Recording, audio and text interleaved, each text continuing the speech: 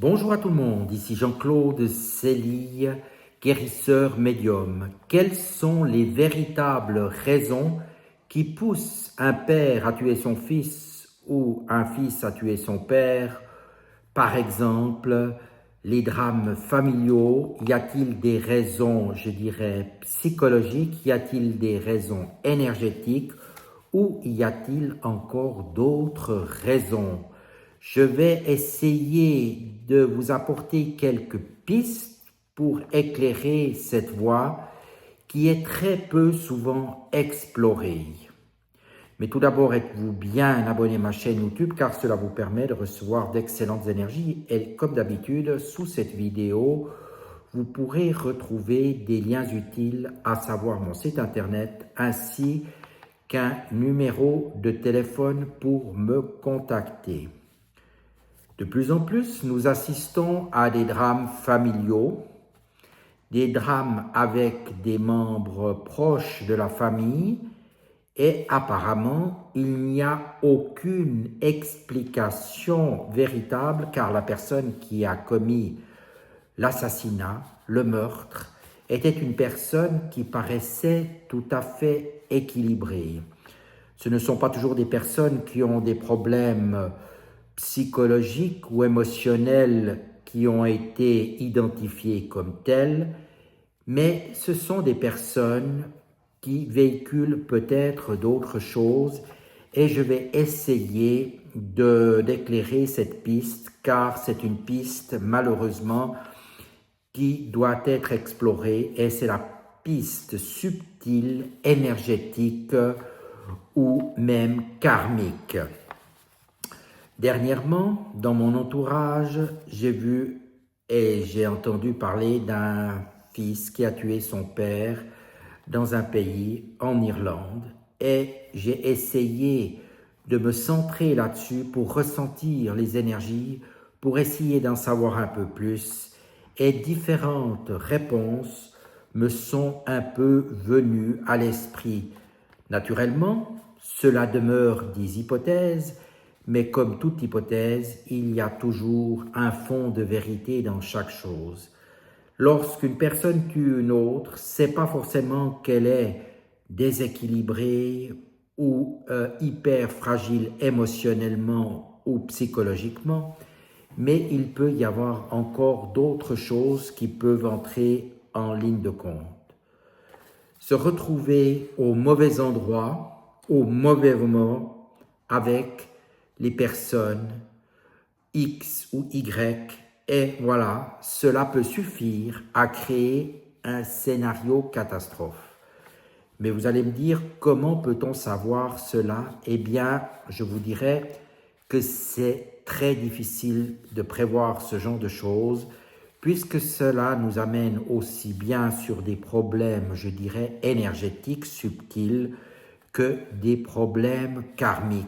Et je vais m'en expliquer tout de suite. Dans le cas qui nous préoccupe, j'ai essayé de ressentir, d'analyser, de percevoir les informations qui m'étaient données sur cette piste de l'Irlande.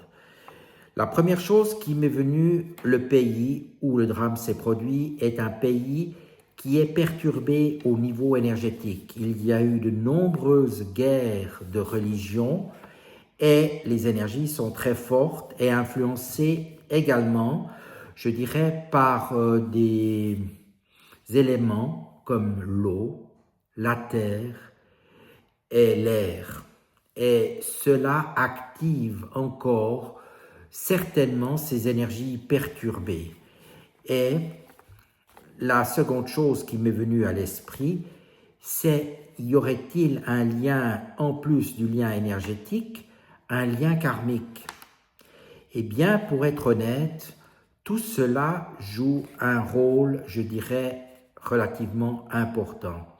Si vous vous trouvez dans un endroit perturbé énergétiquement, vous vous trouvez comme dans un égrégore où des énergies peuvent se rassembler à un moment donné, je dirais à un endroit précis.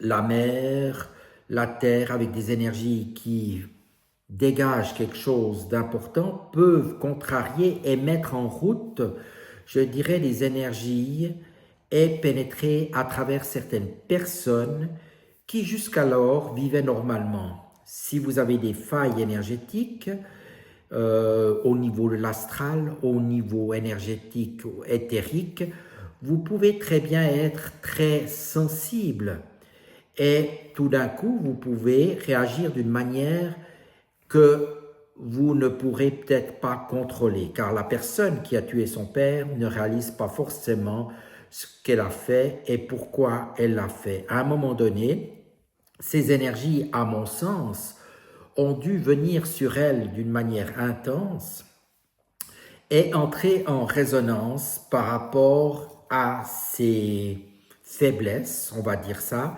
ses failles énergétiques. Et cela a pu également réveiller peut-être un lien karmique. Quand on parle de lien karmique, ça veut dire que peut-être dans d'autres vies, la personne, en l'occurrence son père qu'elle a tué, aurait très bien pu attenter à sa vie ou même la tuer dans un autre contexte. C'était peut-être pas forcément son père, c'était peut-être son mari, sa femme ou d'autres personnes qui n'avaient pas forcément des liens de famille. Et lorsque l'on se trouve dans un lieu qui énergétiquement, qui entre dans une vibration particulière, cela peut impacter des personnes qui sont des situations particulières. Ces situations peuvent être créées par des fragilités au niveau émotionnel, psychologique ou autre, ou pas forcément des fragilités peut-être tout simplement qui ont été là par une fracture déjà qui s'est produite à un moment donné de leur vie au niveau d'un choc, au niveau d'une transmission, je dirais, énergétique, transgénérationnelle, ou qui est restée par rapport à une vie antérieure. Et voilà, cela suffit à faire entrer en résonance des énergies très fortes, surtout s'il y a encore peut-être quelques tensions qui peuvent s'installer et il n'en faudra même pas forcément énormément de choses pour que la personne puisse agir comme si elle était, je dirais, téléguidée, télécommandée par des énergies sombres, des forces maléfiques, et voilà, c'est le drame. La victime ne peut tout simplement pas réagir puisqu'elle est sous l'effet d'une surprise totale. C'est ce qui a peut-être pu se produire avec cette personne, d'ailleurs que je connaissais, et le fils n'était plus dans un état normal, il était sous un contrôle d'une énergie super puissante et sa fragilité a fait en sorte qu'il n'a pas pu réagir d'une manière, je dirais, contrôlée à cet acte. Et naturellement, cela s'est terminé par le meurtre de son père et la personne ensuite ne s'est pas vraiment rendu compte ce qu'elle avait fait tout de suite ou peut-être que plus tard. Et voilà, on voit qu'une faille d'un corps éthérique, d'un corps énergétique, des égrégores qui se forment dans des lieux propices à un moment donné vont générer des violences extrêmes. Et en regardant plus loin, on a pu constater qu'à ce moment-là, en Irlande, il y avait eu plusieurs attentats ou plusieurs meurtres de personnes non loin de cet endroit-là. Donc, toutes ces personnes fragilisées ont pu commettre l'irréparable et il faut bien le savoir que beaucoup de personnes, sans que l'on se doute, peuvent entrer dans cet état-là si certaines conditions, malheureusement, sont réunies. Et là, il y a probablement eu aussi l'activation des liens karmiques ou transgénérationnels, je dirais, qui se sont faits avec un retour de bâton pour la personne qui a reçu, je dirais, cette agression. Et naturellement, la personne qui a reçu l'agression, le père, n'était probablement pas du tout au courant s'il y avait eu un lieu transgénérationnel ou karmique à ce niveau-là. Donc on voit qu'au niveau énergétique subtil et karmique, c'est excessivement compliqué de gérer tout cela. C'est pour ça, lorsque je parle avec un certain nombre de personnes dans ma pratique des soins karmiques transgénérationnels, c'est toujours bon de faire un nettoyage déjà pour débloquer les situations qui nous encombrent l'esprit, qui nous encombrent la vie quotidienne et d'atténuer peut-être ce passé karmique lourd qui peut subsister bien souvent très longtemps et qui pourrait ressurgir à un moment ou un autre dans notre vie. Ce n'est pas forcément toujours le cas. Il suffit que vous soyez à un endroit où les énergies vous poussent à le faire avec une personne où vous aviez un contact karmique, je dirais, qui s'est mal passé à une certaine époque et qu'il y a un déclencheur qui se produit, une étincelle, une énergie qui se met en route et voilà, le drame peut se réaliser. Il ne faut pas prendre peur, c'est des cas quand même qui restent un peu limités, je dirais, mais en travaillant sur soi-même, sur ces problèmes karmiques transgénérationnels, on peut déjà préparer le terrain et même au niveau émotionnel et guérir certaines blessures de l'âme, c'est aussi important. Naturellement, ces pistes que je vous donne sont des pistes qui sont issues de mes ressentis. J'en ai discuté également avec d'autres médiums qui sont du même avis que moi par rapport au déclencheur. Et il peut aussi y avoir, par exemple, pour ces personnes qui tout d'un coup entrent dans des vibrations toxiques, des énergies toxiques qui entrent dans leur corps éthérique puisqu'elles sont aussi dans des lignées d'addiction dans cette vie-là parce qu'elles n'arrivent pas à gérer suffisamment leur émotionnel et leur aspect psychologique. Et là, elles sont, si vous voulez, pénétrées par du bas astral.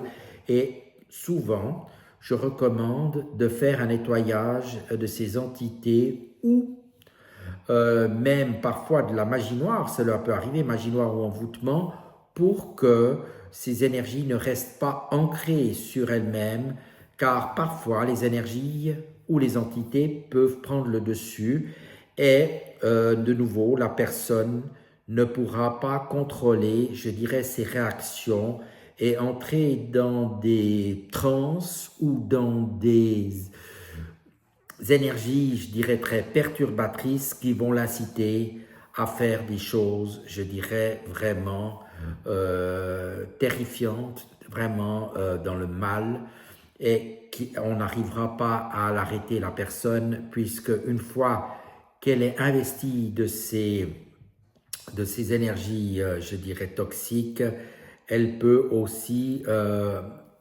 prendre des forces qui sont intenses. Et souvent, c'est des personnes qui ont une grande puissance au moment où elles commettent leurs actes. Donc, vous pouvez faire quelque chose souvent en augmentant votre taux de lumière, votre conscience, soit par des soins énergétiques chez un thérapeute, moi j'en propose une large palette, également accompagné d'une élévation vibratoire, cela vous aidera aussi. Il faut savoir que tout ça, c'est un ensemble de choses que vous pouvez faire. Ce n'est pas une thérapie ou l'autre qui va faire que. C'est un ensemble d'actions que vous entreprendrez et qui va faire en sorte que vous puissiez, je dirais, aller de mieux en mieux vers, je dirais aussi, des déblocages de situations qui sont ancrées en vous. Parce que pour les moins, je dirais, violents de ces blocages ou de ces situations, eh bien, cela vous empêche aussi d'évoluer, je dirais, vers une voie lumineuse de votre quotidien. Voilà, ces quelques informations, je vous les donne telles quelles. N'hésitez pas à me contacter si vous avez envie d'aller de l'avant. Naturellement, si vous n'êtes pas prêt à faire ce chemin, eh bien, cela vous appartient. Moi, je peux vous aider dans bien des cas pour débloquer un certain nombre de choses. Et n'oubliez pas que parfois, les choses sont tellement ancrées en nous que l'on ne peut pas toujours savoir à l'avance si l'on n'a pas regardé un peu plus loin, ce qui peut nous barrer éventuellement la route. Je vous dis à tout bientôt et je vous remercie de votre attention.